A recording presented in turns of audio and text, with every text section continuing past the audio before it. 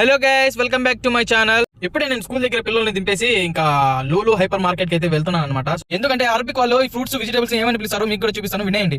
లూలుకి అయితే వచ్చేసాను. ఇంకా పొటాటో నుంచి బతాత్ అంటారు, ఈ బీనిస్ నుంచి ఫస్లియా అంటారు, ఇంకా పెద్ద మిరపకాయలు వచ్చేసి ఫిల్ఫిల్ తోవిల్ అంటారు, ఇంకా ఈ బెండకాయలకు వచ్చేసి బామియా అంటారు, ఈ తెల్లకాయనైతే గరా అని పిలుస్తారు, వంకాయలకు వచ్చి బెదించని అంటారు, ఇంకా అలువేరా మనకైతే తెలియదు దాని పేరు. ఇంకా ఈ కనబడే ఆకుల పేరు చెప్తా వినేయండి. దీని పేరు వచ్చి జర్జీరు, దీని పేరు వచ్చి స్పింత్ అనమాట. కొత్తిమీరకు వచ్చి బెగ్దునస్ అంటారు, ఇంకా దీని పేరు వచ్చి కిస్బార్ అనమాట.